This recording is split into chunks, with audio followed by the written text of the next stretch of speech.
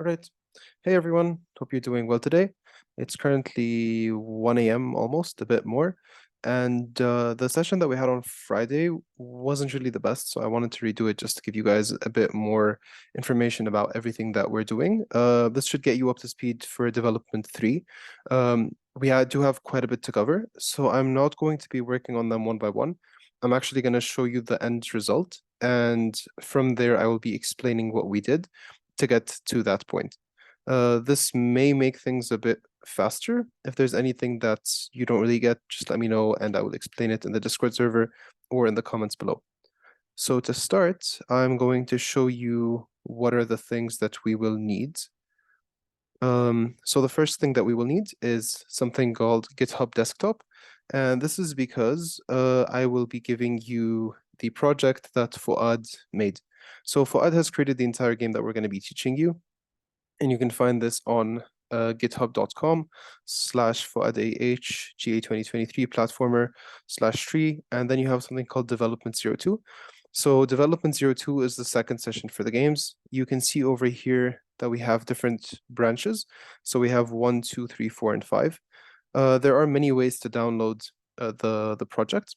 The easiest way is to click on the green button, and you can either download it as a zip file, and this means you're downloading the branch 2 as a zip file, or you can copy this and go into your terminal and clone it if you have Git. If you don't know what Git is, that's fine.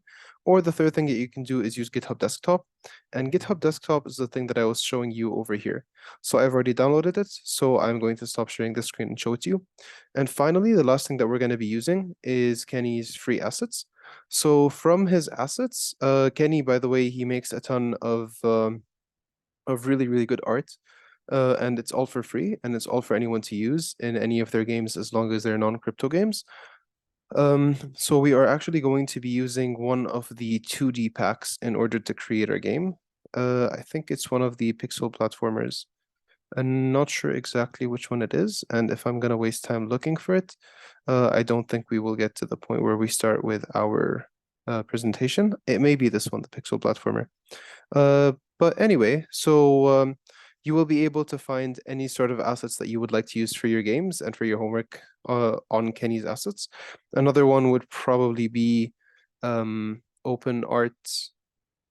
I forgot the website, but it's something Open Art that you can use as well. But we really like Kenney's assets in general because they just work really, really well. Okay, so again, to summarize, we're going to have the pixel platformer from Kenney.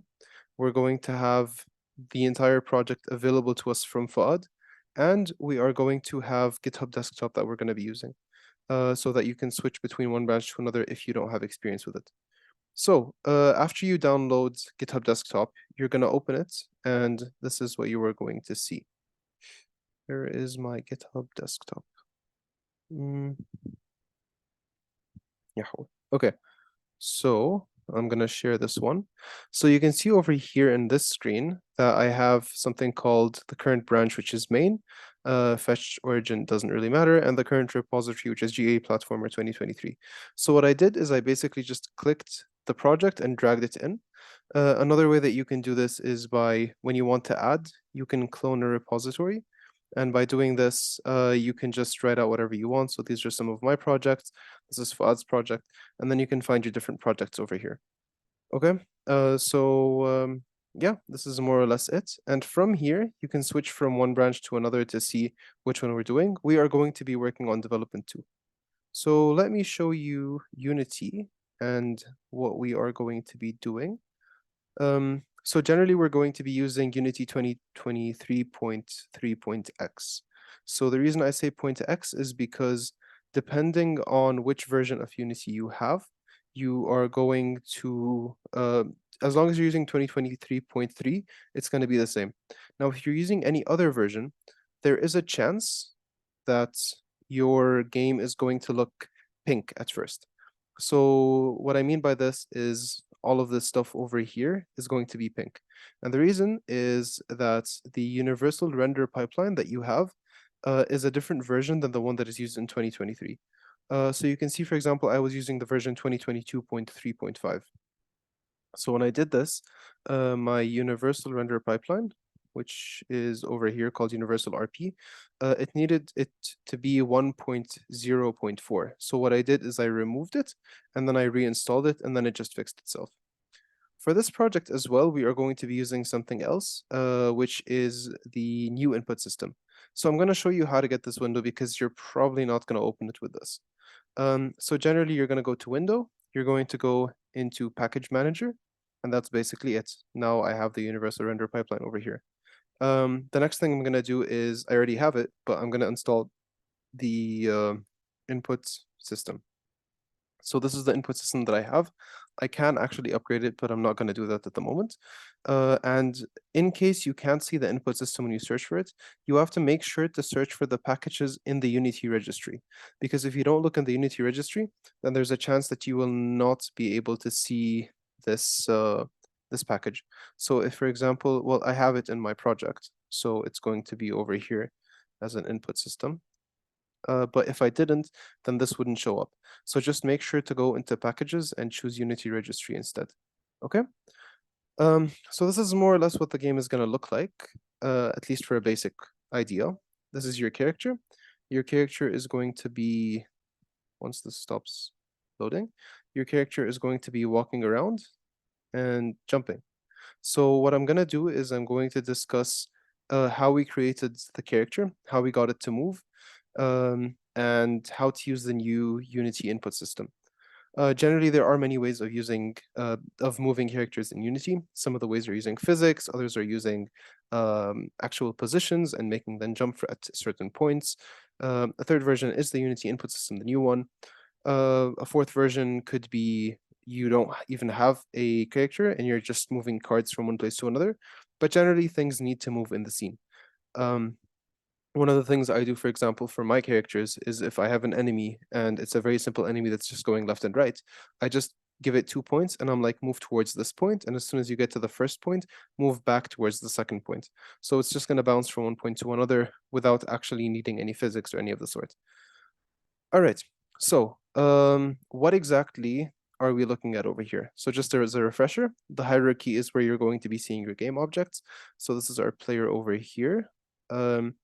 The inspector shows you everything that is on the player. The project is going to show you all that you have inside your folders and your files. So for example, in our scripts, we have bullet, collisions, player movement, and player shoot, I think, player shooting controller, and player movement controller. In our sprites, we have the art and we have the animation. We will go through all of these, so don't worry about it. In our tilemap assets, we're going to have our tile assets and our palettes. We will also go through these in a bit, etc., etc. Our console is where we see our errors if we have any, and our inspector is just like the one up there, but I've just opened a new window. And again, if you ever need to open more windows, you can go into Window, General, and then find any of the things that you need over here. Okay? And actually what I'm going to do at the moment is I am going to bring out the animation windows. So both the animation, and I'm going to put it at the bottom, and I'm going to bring out the window animation animator as well. And I'm also going to drag it to the bottom because we will be using these. And I'm going to close the inspector over here because I don't need it. So let's start with the beginning. We have our player over here. If you remember last time, we mentioned that all objects start with a transform. And then to make sure that the object can have a physical form, we need a few things.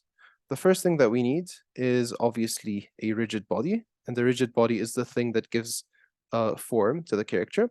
We need a collider, and this is the thing that stops it from passing through objects.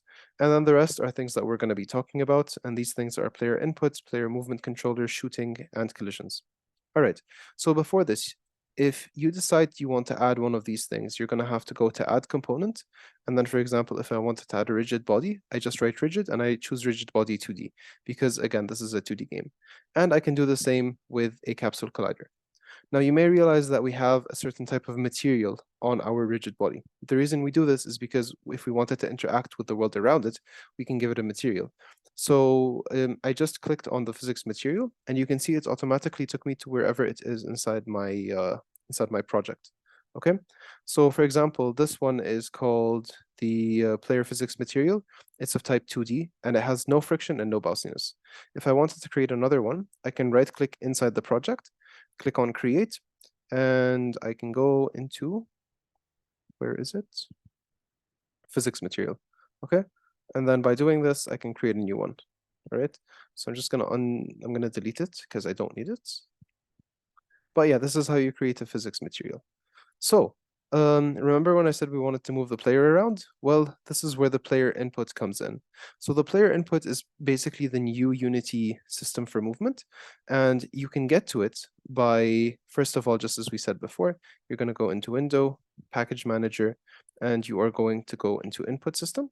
So you're going to write Input, and then you're going to find it, and then you're going to install it, and then you should be good to go. So in order to get this lightning thing over here, you're gonna right click, create, and you're going to choose your input actions. So what input actions allows us to do is it allows us to create different actions and in a way that will not make it matter whether you use a controller, a gamepad, a mobile phone, a PC, a mouse, doesn't matter. Okay. So I'm going to double click on it. And as soon as I did, it's going to show me two things, player and UI. Okay. These are under something called action maps. So an action map maps actions. All right. So what this means is if I am the player, I'm going to be doing certain actions. And some of my actions are going to be jump, fire, look, and move. Okay. And I want to map all of these actions to the player. Whereas in the UI, I might want to submit, cancel, point, click, scroll wheel, etc., etc. So these are different things that I can do. But naturally, pointing, clicking, scrolling the wheel are not going to be things that you want to use in the player. So this is why you divide them into two different action maps, UI and player. So inside the player, first of all, to create a new action map, you can just click plus, and that automatically creates a new action map. No, I'm not going to do this. Inside the player, you can see some of the different functions, and by clicking on the arrow to the left, you can see some of the different kinds of movement that Fuad has prepared for us. So one of the things that we've done is in order to use your gamepad, you can use the left stick. And this is generally how you move around in games. Another way is by using your keyboard, which is by using WASD, or by using the up, down, left, and right arrows. All right, so these are just some of the examples of how you can use your move function. Let's take the fire, for example. So the firing is about shooting. So this is where you use your right trigger, your left button, etc., etc., in order to fire. And the same thing with jump. The jump is only mapped to the space, and the space is part of the keyboard. So how do we do this exactly? Well, generally, the first thing you're going to do, obviously, is click on the plus. And as you can see over here, it says that it's going to allow you to add different input actions. So by clicking on plus, it's going to give me a new action. And the action has certain types of properties. And we're going to be talking about the properties now. So I'm going to delete the new action again. I'm going to go back into move. So we can see over here that we have different things inside the action. The first one is the action type, and the second one is the control type. So the action type basically tells you what kind of action we're going to be doing. So in the case of move, we're going to be moving from up, down, left, and right, correct? So this is why it's not just going to be a click, and you may have something like, you know, when you want to crawl or walk, sometimes you can just push the gamepad a tiny bit and then you walk instead of run. This is why it's a value, all right? The button is something that you just click, and pass through is something that passes this value through something else. You can forget about the pass through for now. But in general, what it does is, let's say you have a certain value that you're, for example, I don't know, you're saying that you want the X button, for example, to interact, but you also want to use the X button to jump. So if you decided to use pass through, what it could potentially do is jump and interact at the same time instead of doing one thing. This is a very simplified example, by the way, so, you know, take it with a grain of salt. What we should be focused on are value and button. So the second thing when it comes to value, so again, the reason we put value over here is because we want to give it a certain type of control. So there are a ton of different types, such as analog, axis, bone, etc., etc. We're going to use vector 2 because this is a 2D game and we want to move left and right to a certain extent. All right. The next thing we're going to do, you can look at the way we have the WASD, for example. So this is not, so inside the move, we agreed that we're going to have a value of a vector 2. And in WASD, you may realize that this thing has these pink things on the side. And this is because this is not a normal object that we just added. So what am I saying? Basically, if we have something like move, there's also another plus next to it. So by clicking on it, you can see that we can add a binding, we can add up, down, left, right composite, or we can add different modifiers. So generally, whenever you want to jump or fire or do anything that's one button, you use a binding. And whenever you use something that allows you to move in 2 or 3D space, you're going to go for the up, down, left, right composites. And this is what we did with the WASD. So the WASD is of a composite type, as you can see over here, and it takes in a 2D vector, and the mode is digital normalized. What this means is it basically normalizes the values that you get so that they are -1, 1, or 0. And the reason we do this is because we want to have, for example, the right be a +1 and the left be a -1, regardless of the value inside of it. All right. For the left stick, for the gamepad, for example, we are specifying that we're using a gamepad and that we're using left stick. All right. Now, one of the things that you may ask yourself is how exactly do you, so we discussed the colliders and not, sorry, the composite parts of the binders. And if we want to actually map all of these, how do we do that? So by going into the actions, by the way, you can right click over here, expand and collapse and just add more things. Okay. So if you wanted to, for example, move up, you're going to have to link it to your keyboard somehow. And generally in games, we use either the up, down, left, right arrows or the WASD arrows. So one of the ways that you can bind the things is by clicking on the keyboard button over here, on the path button, sorry. And then you can find all the different stuff you want. So for example, in the touch screen, you have the joystick, you have the mouse and keyboard, etc., etc. Okay. If you click on the T over here, it's going to show you what's been written, so you don't have to worry about that. And over here, there's a button that's hidden at the moment. Let me see if I can make this bigger so it can help. It's not helping. Let's try another button. Okay. I want to find a button for you guys that actually works. Okay, so here in the back, you can't see it very well, which kind of sucks. But there is something called a listener. So a listener allows you to listen to whatever someone is pressing. So let me see if I can try it on something else. I'm just picking a random thing to see. Okay. This isn't working at the moment, which is fine. But generally, if you would like to change your binding, you can click on it and you can go into your keyboard and you can, for example, go into keyboard over here and you can decide what kind of key you want. Or at the top over here, there's something called a listener. Actually, if I type over here, so I can type, for example, W, and when I type W, it's going to show me W, switch pro controllers, buttons, touch, etc., etc. If I type P, for example, it's going to show me positions and stuff. Okay. And if I click on the listener here in the back, it's going to listen for a certain thing to click.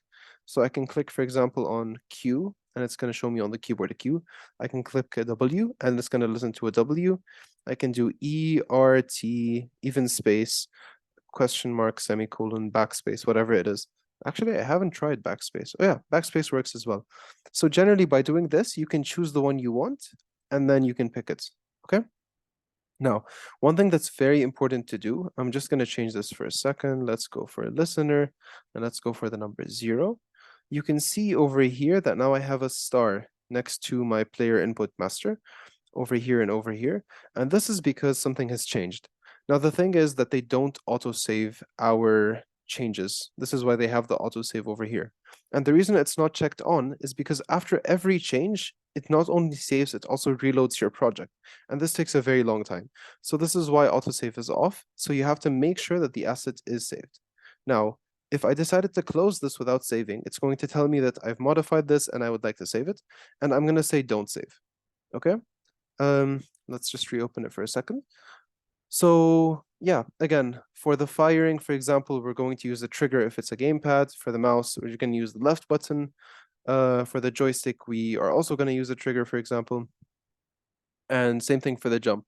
The jump is an action type and it takes a button. And I'm going to give it space so that I can jump. So whenever I click space, I'm going to be jumping. All right. So this is like a basic overview of the action of the new input controller. And again, just take as a quick summary, if I click on add action, I can add a new action. Let's call it, I don't know, backflip, for example. backflip, and I'm gonna bind this thing to let's say 8, maybe, because 8 feels like it's someone doing like a backflip over like 2 crazy wheels or something of the sort. And yeah, I'm practically good to go. So yeah, this is more or less how you create different things inside your game, in different controls inside your game. So I'm gonna close this. Now, as you saw, when I deleted the backflip, everything went back to normal. So the player input master realized it didn't need to save anything. All right. So you created your player input. Now what are you supposed to do with it? Well, you're gonna go into your player and you're going to look up player inputs. So I'm gonna go into add component and write player. So you can see over here player inputs, player input manager, controller, etc., etc. So by clicking on our player over here, you can see that we have something called the player input master that's been given to it. And the thing is that when you first, I wonder if I can add it, probably not, because it's already there. So I'm going to remove it just to show you what it's like. So I'm gonna add a player input. So when I add a player input, it's going to show me there's no input action asset that's been given to it, no camera, no UI, no nothing, and the behavior is going to be send messages. So I'm just going to undo this because I want it on there. So what I would do is I would basically drag this player input master that we just created into our actions, okay? The default scheme, it's basically telling us that we can use any of them. And since we mapped our buttons to keyboard and mouse, gamepad, touch and joystick, and XR, this means that it can choose any of the ones that we've already set up. Hala. The default map is generally the one that you are going to be using mostly. And do you remember when we saw that there was player and there was UI? So we're going to need the player one, obviously, because we are playing as the player. What about auto switch? Auto switch is basically when you open your game and you connected a controller, it will automatically switch and connect to a controller. Finally, you have the main camera, and the main camera is just the one that we're using in our game. And you just link it over here so that it knows what it's supposed to be looking at. Here at the bottom, you have something called a behavior. So in the behavior, you can send messages or broadcast them or invoke Unity events or C# events. So the way you send messages is you send it directly to the person you're talking to. When you broadcast messages, you send it to the entire scene to a certain extent. When you're using Unity events are something that we will talk about later on, so you can keep it in mind. And same thing with the C# events. The difference between Unity and C# events is mostly that the Unity events are kind of pre-built, whereas C# events you have much more control over. Okay, now if you remember, we created a few things such as moving, looking, firing, and jumping, among others, of course. If you remember, when we looked at the UI thing, it had navigate, submit, cancel, on point, on click, etc., etc. So the thing is that over here, when we want to have our player inputs, we send messages according to things like on move, on look, and on fire, and on jump. And move, look, fire, and jump were all functions inside our player input. So as soon as we added player input master, it created these functions, which are pieces of code that are kind of like verbs. So they do an action, and it added on before them. So on move, on look, on fire, on jump. Here, I'll show it to you again. We go into player. So we have on move, on look, on fire, and on jump. They're even in the same order. So what we're going to be doing in a bit is we're going to be modifying our code so that we move, look, fire, and jump. Okay, and we're obviously going to be doing this inside our player movement controller, because in our player movement controller, we can move. That's more or less how it works. So I'm just going to give you like a high level explanation about what we are adding on our player. Then we'll go into the code of the player themselves. And then after that, we're going to talk a bit about the grid and how you're supposed to build your scene. And that should be it.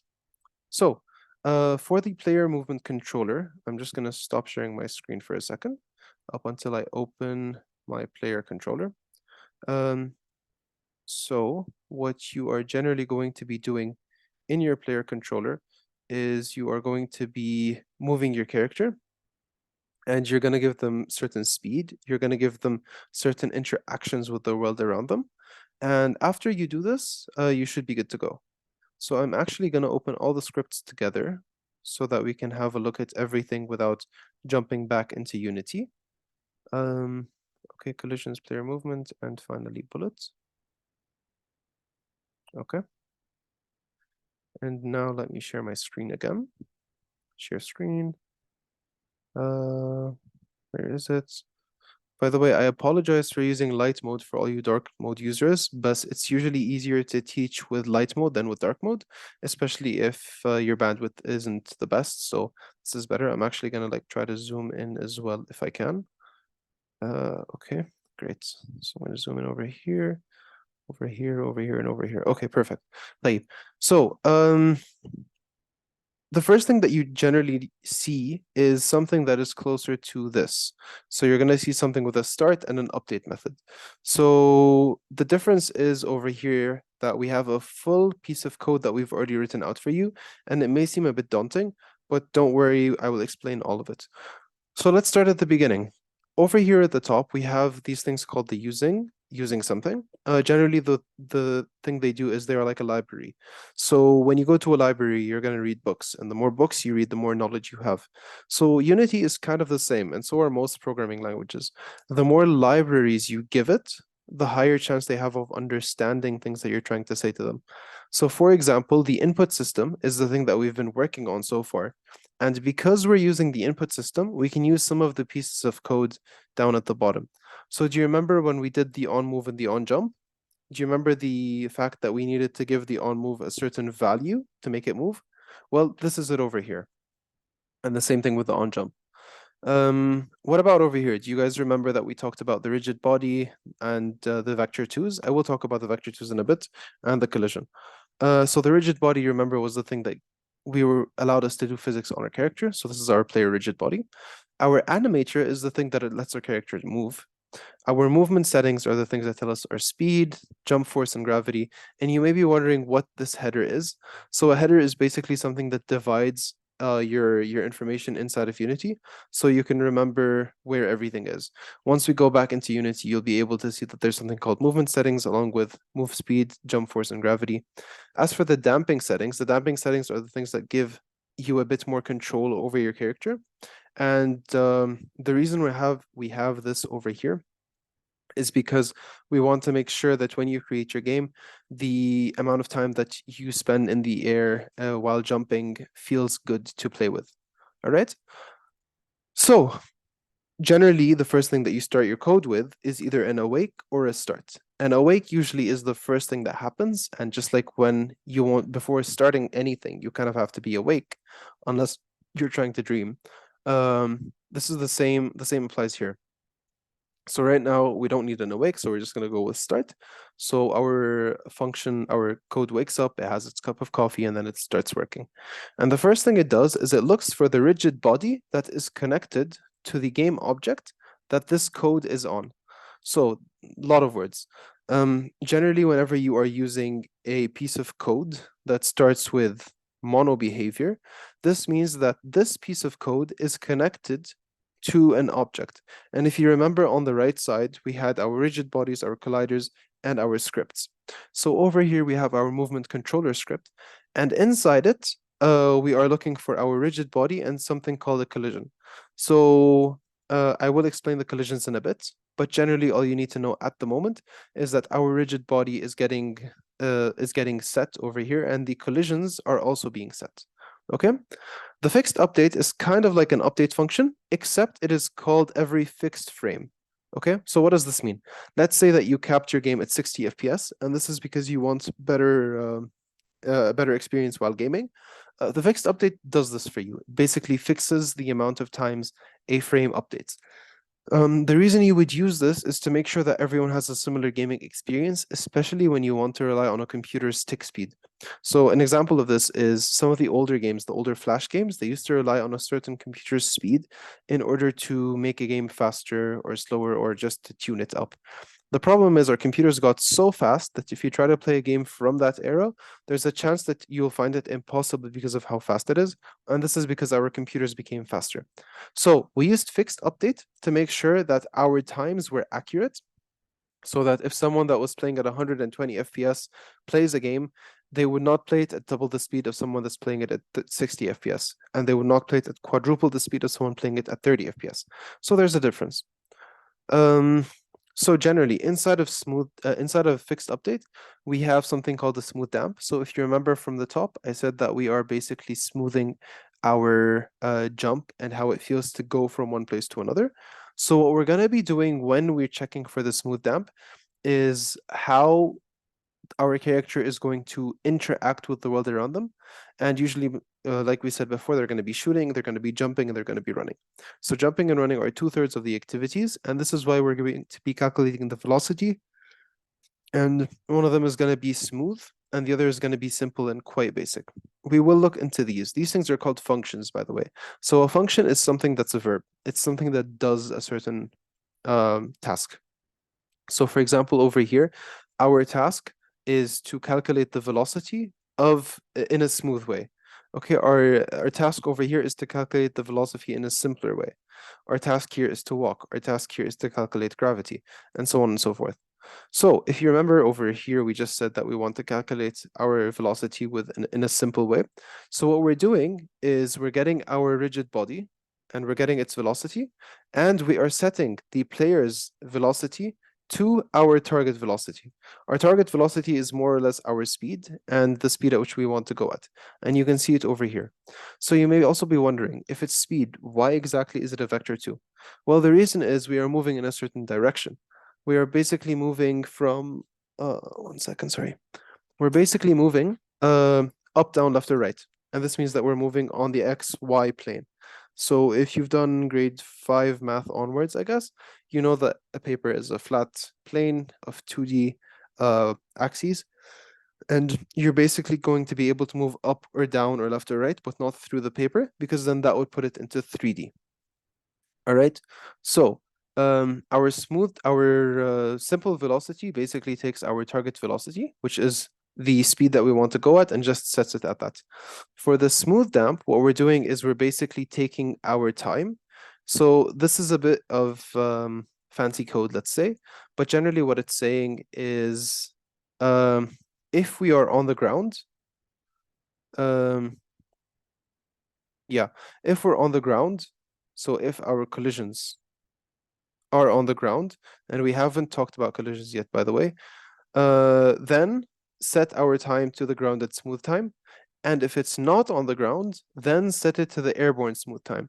So basically, your smooth time on the ground is different than your air time. Yeah, instead of your air time. Okay. Then we're calculating our velocity. And remember, we said that velocity moves in a 2D plane. We're setting our player's current velocity to that. And then we are setting our x value for this velocity as the smoothing of our x values. So we are getting our velocity and the target velocity that we want to get to. And then we are referencing our target velocity, its x, and taking a certain amount of time to do so. This is generally a piece of complicated code, so you can stick to the simple velocity if you would like. And then for the target velocity of y, we're just seeing what our current velocity is, and then we're going for that. All right. And then we are setting our player rigid body velocity to velocity, where this velocity is the one that we have over here. One thing that you can do generally if you're not sure which velocity is which is just to click on it, and then you'll be able to see the ones that it's related to highlight. Now, another thing that we're doing in the fixed update is we're walking. So what does walking actually include? Walking includes our target velocity, so the speed that we want to get to. And the reason we're saying x is because we're moving on a horizontal plane. So it's basically our move input direction. So if we are moving in the left direction, it's a -1. If we're moving in the plus direction, it's a +1. And this is also on the x-axis because there's a dot x. And then we're multiplying this by our movement speed, which means that we are moving in a certain speed in a certain direction. All right? That's basically what the velocity of x is.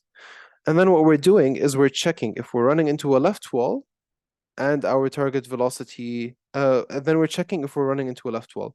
The way we're checking if we're running into a left wall is basically if we are colliding with the left wall and if our velocity is less than 0.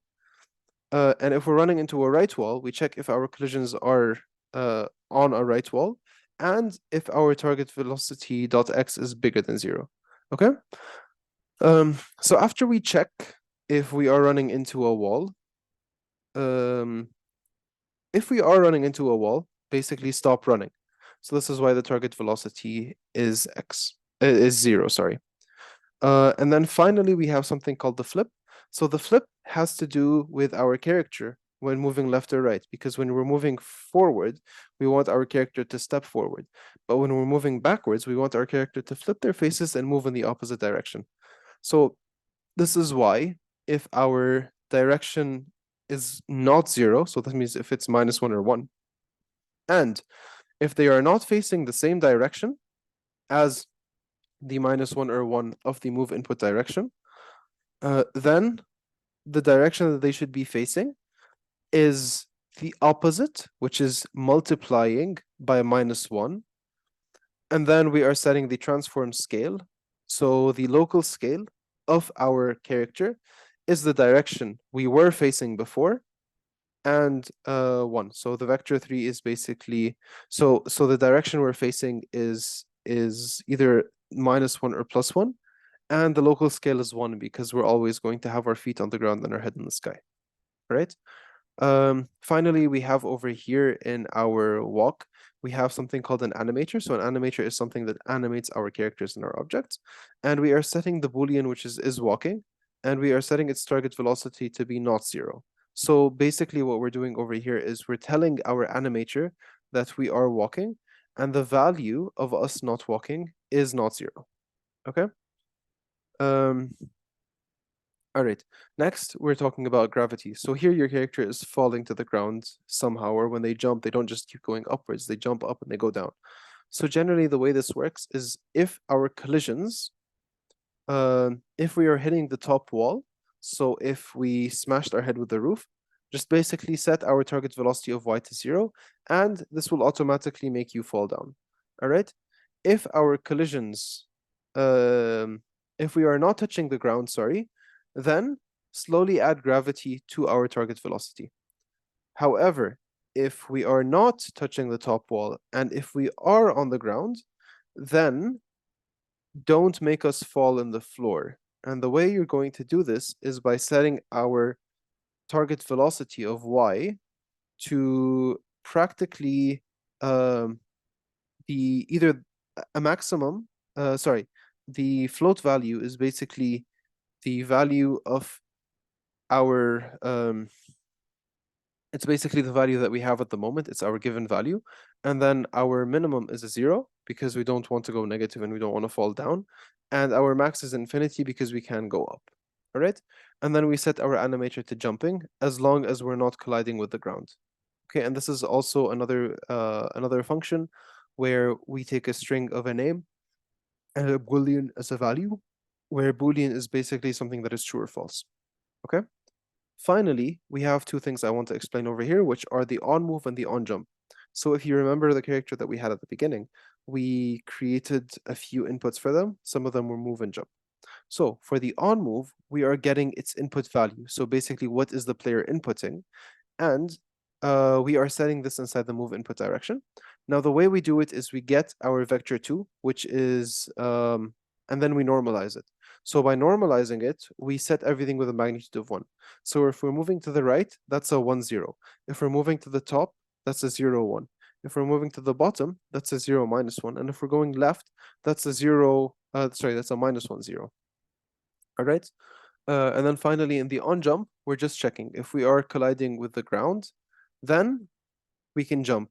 So when we click space, on jump is going to be called, and it's going to check. If we're on the ground, then it's going to set our target velocity, so our speed. So our y speed is equals to the jump force. So what this means is, let's say the jump force is 5. This means that when someone clicks the button that allows us to jump, jump is going to call on jump, and on jump is going to check if we're on the ground. If we are on the ground, it's going to give your character's y, so your character's up factor, it's going to give it a jump of a certain amount. And this jump is called the jump force. So this is basically the entire character controller. Now remember I said something about, what's it called? About collisions over here. So the collisions that we created allow you to hit the walls in a certain way. And the reason we did it this way is because we wanted to make sure that you have as much control over your collisions as possible. So over here, we have something called the layer mask. A layer mask basically allows you to set a certain layer and only interact with that. So over here, for example, our layer mask only wants to interact with the ground layer. All right, sorry, it's 2 a.m. now. Almost. Okay. So inside the collision settings, generally you've got the collisions with the walls. So what you're going to be doing is once you hit a wall, um, you don't really want to go through it. So this is why we have a radius of 0.25. And then we have a few collisions, sorry, a few colliding checks, let's say, that are to your left, your right, your top, and your bottom. And these are basically the offsets for each of these. So again, you remember the other example where I said minus 1, 1, sorry, 0, minus 1, 0, 1, 1, 0, 1, minus 1. This is basically where we put them. And then for each of these, on the bottom, for example, we have the ground. On the top, we have a wall. On the right, we have the right wall. On the left, we have the left wall. And depending on which one we hit, we're going to get a different answer, basically. So inside the update function, where the update function runs on every single frame of the game, you're going to basically check. How would you check if you're on the ground? You draw a circle, so physics2d.overlap circle, and you draw this circle on top of the current position of the player. So generally in 2D, you have to specify that your position is X and Y only and not including Z as well, because generally you are building in 2D. And to check where so the transform dot position at the moment is our current character's transform. It's our current character's position. So we don't want its position. We want the position below it. So this is why we add the bottom offset to it. We give it a collision radius, where the collision radius is like a circle that tells us that we are colliding with something, and then the ground layer at the end to tell it if it is colliding with the ground or not. Similarly, you do this for practically everything, which is top, right, and left walls. And then at the end, you tell the wall that, so to check if you hit a wall, you basically set on wall to right or left. Okay. And then at the bottom here, we have something called gizmos. So gizmos are something that allow us to see our characters better. That's more or less it. So it's not essential, but it's very good to learn. And now I'm going to show them to you again. Where is Unity? Where is Unity? Where is Unity? Okay. So I'm going to share this screen again with you guys. All right. You should see it. So if you look at this character over here, you can see that he has like 4 red circles. So these are the gizmos that I was talking about. And these are what allow us to make sure that we are hitting a wall or not hitting a wall or whatever. So I'm just closing our first 2 scripts so I can go into the player and show them to you. So over here we have our player input, we have our input values, and then over here, if you've probably noticed, the jump, force, speed, gravity, smooth damp, and grounded smooth times and airborne smooth times have been changed from what they were decided on inside the code.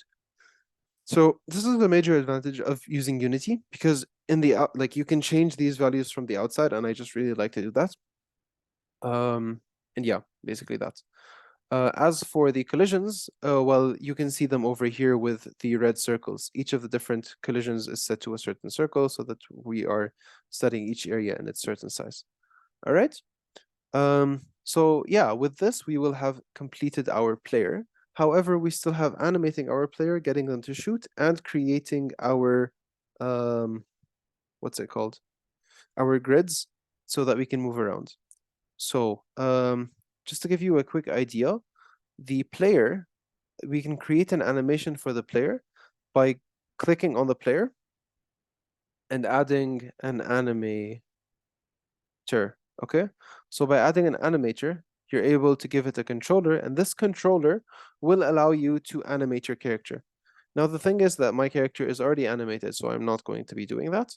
And what's actually happening is the animation is playing inside the player. So the player sprite, so its body, is actually something that is animated from the inside. So if I'm going to click play over here, you can see him run, well, walk basically. And this is called anim player walk. And there's another one which is anim player jump. So if you remember clearly from the code that we said, we are going to be calling our animations depending on certain things. So this is where we go into our animator, and you can see that as soon as the game starts, we're going to go into our idle state.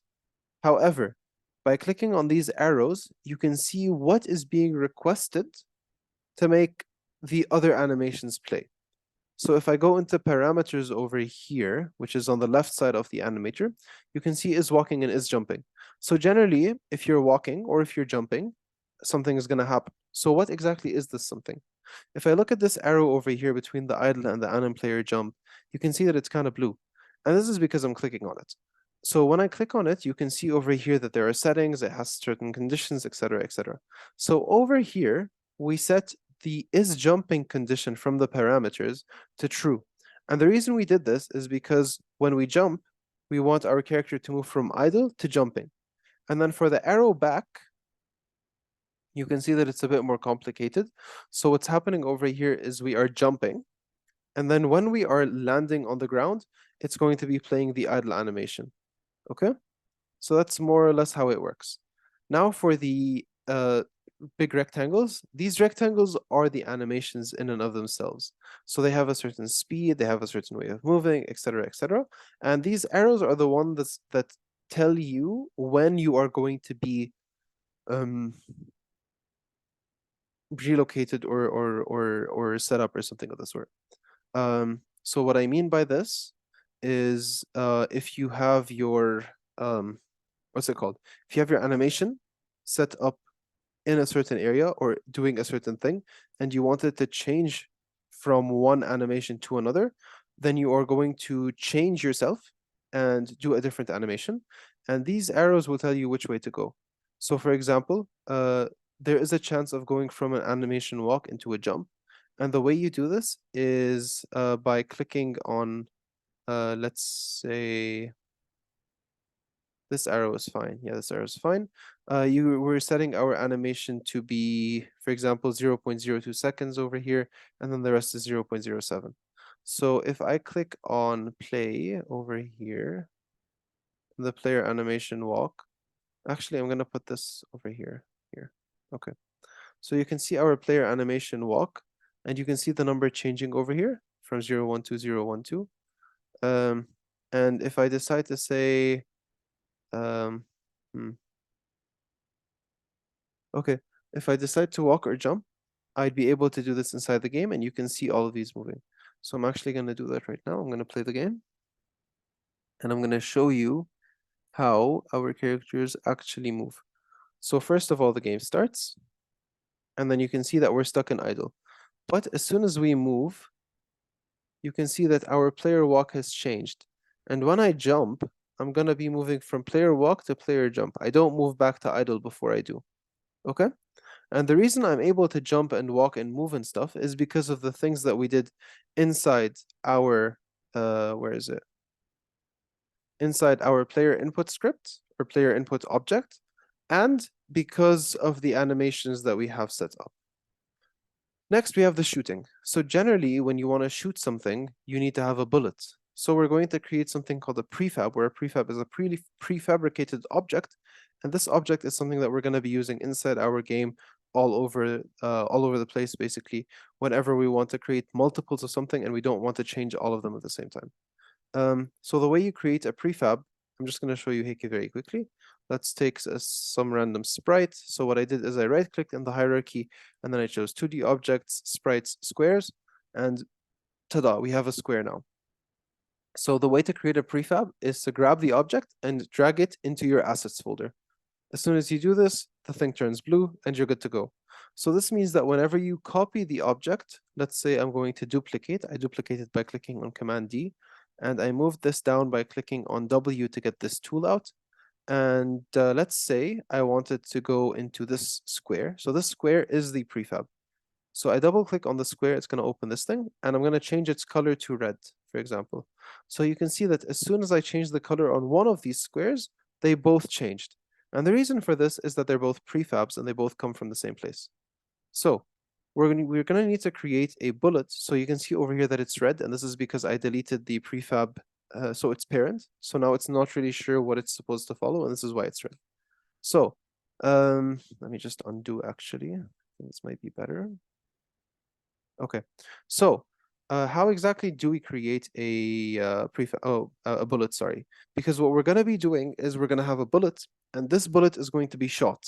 And once it hits something, we want the bullet to disappear, be it an enemy, be it a wall, whatever it is, as long as it's not us. So you can see that the bullet has a sprite render. At the moment, it's practically just a rectangle. It's got a rigid body and a collider because it needs to move and it needs to hit. And then it finally has something called the bullet script. Oh, by the way, I wanted to mention something about the ground. So if you look at the sprite renderer, you can see that it has something called a sorting layer and a rendering layer mask. So if you click on the sorting layer, on the ordering layer, you can see that we have something called the default in the background. And if you click on the layer at the top, you can also see a different group of these things. So layer, ground, etc. And over here you have the tags. So the point of tags is to tag your objects. The point of layers is to see where something is situated. And the point of the sorting layer is to see which one comes in front of what. Okay? So back to our topic, we are creating bullets. Now to create this bullet, I'm going to be sharing my screen again into the Visual Studio. So in our bullet, first of all, we're gonna grab the ground mask. And the reason we need the ground mask is because once we know what we're hitting, we're gonna do a certain thing. So let me just try to find it for you. Okay, this is fine. I think it's gonna be updated later on. So generally you have your object. Your object it has a rigid body 2D, and it's a bullet that has a rigid body 2D. So we are getting the rigid body 2D and putting it in RB. And then in our fixed update, we are checking how much we want to move in terms of direction and speed. And then finally, if we hit the ground, we want to destroy the game object. So what this means is basically while we're shooting, if we hit a rock, if we hit the world around us, we want it to just disappear and not do anything else. All right. The thing is, we also want the player to do some shooting. Now, I want you to remember that this is called the bullet, okay? So inside the player's shooter, the first thing that we're doing is we are grabbing the bullet prefab, which is the blue bullet that we talked about. We are seeing how long it's going to take us before we can fire again. And we are checking when was the last time we fired a bullet. So when you want to fire a bullet, you're going to take an object of type bullet, as you can see from the bullet that we just mentioned, and then we're going to do something called an instantiation. So when you instantiate, you're actually creating a new version of the object. And when you instantiate, generally there are different things that you need to do. So for example, in this one over here, first of all, you need to set up the which object you're going to be instantiating from. So what are you copying? What are you creating more of? So in our case, we're going to be creating our bullet prefab. The next thing you need to know is that we need to set up the position for the bullet, because we need to know where it's going to show up and where it's going to exist and where it's going to start from. So we are going to set it to the transform.position of the current game object, and the current game object is the script, which is attached to the player. So it's going to exist from wherever the player's starting point is. And then finally, things don't only have a position, they also have a rotation. So we need to rotate it in a certain way. And the thing that we're going to do is the identity, which is practically, if I'm not mistaken, 000 or 111. I think it's 000 because that's like the base. And then after we get all of these and we create our object, we are going to put it inside bullet. But bullet is of type bullet. And what we just created is a game object. This is why we get the component of bullet and we place it inside our bullet. All right? And then we're going to move our bullet in a certain direction. And the direction that we want to move it in is the opposite of so it's basically the transform.localScale.x -1, which is the opposite of the direction of the scale of the object that we have. So yani, is that we are facing the positive direction. I want it to keep moving this way. So this means it needs to move opposite of the player instead of towards the player, because it's existing this way, so it's moving away from me. And if I'm facing left, then it's also moving away from me, but from the other direction. Okay?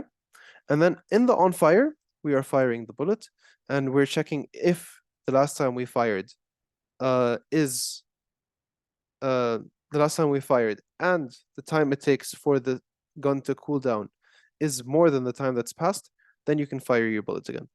Okay? So this is practically all the code that we have for this time.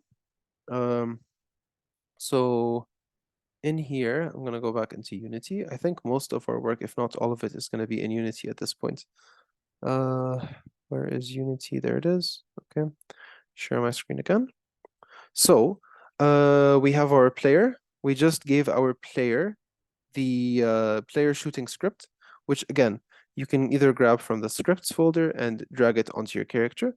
So foot over here, or you can write it in add component, for example, player shooting controller, and you can find it over here. Okay, so and remember the prefab, the bullet prefab that we created. So we're going to drag it from inside the prefabs folder, not from our scene, because if you drag it from your scene, it's going to cause problems. So please make sure to drag it from inside the prefabs folder, and then put it inside our bullet prefab. Now remember, our bullet prefab is of type bullet, so it is only going to take the bullets. Okay, and then we're going to give it a fire cooldown of 0.5, for example, and then we should be good to go. Oh yeah, so for the collisions as well, I didn't mention this. We have our layer, so the things that we can interact with. So for example, we have the ground layer as one of them, but you can tick as many things as you want depending on what you want to interact with. Okay.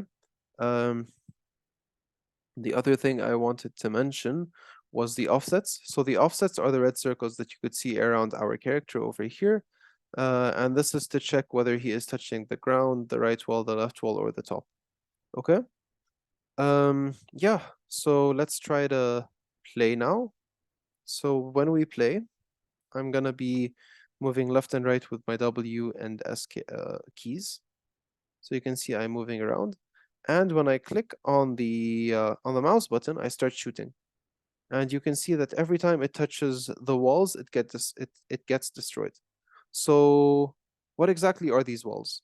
These walls are called the grids. Okay, so we have something called a grid, and in the grid, we add all our tiles. And the reason we're using tiles is because they're just easier to work with. They're pretty simple, and they allow you to prototype very, very, very quickly. So this is what we're gonna do at the moment. Okay. We also have our background. So there's something called the ground and the background. What is the difference between the two? Well, the ground is going to be in front of you, whereas the background is going to be behind you. All right. And you're mostly never going to interact with the background. You're just going to be looking at it. Whereas the foreground is the thing that you're going to be standing on. Sorry, the ground is going to be the thing that you're standing on. So this is why, if you take a look over here, you're going to see that we have our tilemap collider, our rigid body, and something new called a composite collider 2D. So let's go through these one at a time from the three that I just mentioned. So the rigid body is practically just a normal rigid body, but we set its body type to static because we do not want it to move around. We want it to stay in its place and we want it to do its own thing. And its own thing is just staying in place. All right. Next is our tilemap collider. So our tilemap collider allows us to collide with our tilemap. This means that it allows us to step anywhere we want. I'm going to show you something. If I go into Window, 2D, and then Tile Palette, you can, and I'm going to put the Tile Palette here next to Inspector, and I'm going to pull this one down. You're going to see that I have all of these tiles, okay? And each of these tiles is perfectly set in a square. If I grab one of these by clicking on it, I can paint these tiles wherever I want on the maps. And this is more or less how we made this. Also, I just undid because I don't really want to color on top of this map. Where did we get these from? So we got these from, do you remember the thing that I told you to download from Kenney? So from Kenney, we got our sprites. So we got our two characters. and we got our tile map. I'm going to go back into the inspector for a second. You can see that these tiles over here, they are all the ones that we're using, and they are, you can also, if I'm not mistaken, I think the characters were in here somewhere. Let me just check. Oh, okay, there were no characters in this one, which is totally fine, Saraha, it's no biggie. So, in this thing, we have all our tiles and we have the things that we want to create with, and we also brought our two characters into the game. Okay, so first of all, our characters are 24 by 24, while our tiles are 398 by 178. So what exactly is 398 by 178? Well, if you try to count all of these tiles and all of these tiles, you're going to get a certain number. And I think, if I'm not mistaken, it's 18 by 18. So generally, if you grab 1, 2, 3, 4, 5, 6, 7, 8, 9, 10, 11, 12, 13, 14, 15, 16, 17, 18, 19, 20, you're going to see that we have a 20 by 1, 2, 3, 4, 5, 6, 7, 8, 9, 20 by 9 or something of the sort. So you're going to get a certain value that's going to be something along the lines of 18 by 18, if I'm not mistaken. So this is why when we grab our tiles, we set our pixels per unit to 18, and we choose then we set apply. So apply is over here at the bottom. The next thing we usually do is we change our sprite mode to multiple, and then we go into our sprite editor. And the reason we do this is so that we can go into our sprites and that we can see all of them. So there are many ways to chop your sprites into different things, because generally if you just have the thing in and of itself, it's just going to be an image, but we don't want the image. We want each of these parts alone. So the way to do this is by clicking on slice, and then you can choose either automatic, cell size, or cell count. And depending on which one you choose, you're going to get different kinds of cuts. So I don't know if you can see over here, but for example, this spike over here, for example, has a different cut from this rod over here. And this diamond is different from this blue water. So depending on how you decide to cut, you're going to get different values. This was the automatic cut, for example. Okay. And for the character, we also need to make sure to set our pixels to pixel per unit to 24, sorry. And the reason we chose 24 is because 24 by 24 is the size of the object. Now, the thing is that artists know what they're doing. So generally, I would actually try to keep everything on the same pixel per unit size. So for example, the tiles are 18 by 18. So this means that the character also needs to be 18 by 18, even if this is 24 by 24. And what this does is it makes our character a tiny, tiny, tiny bit bigger. So I'm actually going to show you. I'm going to grab both of these characters by clicking on command, and then I'm going to change the pixel per unit to 18, and then I'm going to go to the bottom and I'm going to apply. So you can see that our character kind of grew a bit. And the reason they grew is because our pixel per unit values have changed. Okay. Save. Okay, wonderful. So I just undid these changes so we can all be on the same page. And then let's get back to drawing. So generally, when you want to create a new tile palette, remember how we had all of these? So all you're going to do is grab as many of these as you want. So let's say I grab these four. You can zoom in, zoom out, and then you can drag these into your tile palette. Okay, so as soon as you do this, you're going to have a new page that tells you where would you like to save your tile palettes. Generally, I prefer to save them inside our tile map, tile assets. Okay, and over here you can see all these tiles that we created. Okay. Obviously you can also choose between different types of tiles. So here we have tiles and we have backgrounds, and when you create a new palette, you can create a new one. And over here, you can see that we can choose between ground and background. And ground and background are these two things over here. I'm just going to move this over this way. I'm going to pull this one down. I'll push this one to the side, this one to the side as well. So you can see over here that all of these square grids are perfectly shaped for the tiles that we have on the side. And once we grab them and then we put them into our scene, we're going to get our ground and our background. So in our ground, we have our composite collider, and we have to make sure to click on use by composite to give our tilemap collider the tiling that it deserves. So what I mean by this is, let's say I removed use by composite. I don't know if you noticed, but basically we got green lines across every single tile in our map. We don't want to do this. And the reason we don't want to do this is because it's computationally expensive. So why should we use, for example, 1, 2, 3, 4, 5, 6, 7, 8, I don't know how many this is, but it's a lot of colliders. when we can simply use by composite and have all of this be one big collider. So if I go close, you can see this like orangish line over here, and across this passes the composite collider that we're talking about. Okay? Yeah. So I think I covered everything at this point. Let me just go over them. So we talked about our player, we talked about our grid, we talked about shooting. We did not talk about our camera. So camera is something that we are going to need later on. You can use either the main camera that exists, or if you would like a more advanced version of it, you can go into Window, Package Manager, and you're gonna write Cine Machine. And Cine Machine gives you a lot more control over your character and specifically over your camera than it normally would with another thing. So for example, the Cine Machine Brain here gives you different updates and stuff, and it just it gives you a lot more room for creativity, let's say. Okay? So I think this is more or less it for this lesson. I hope I covered everything. If anyone has questions, please, please, please let me know.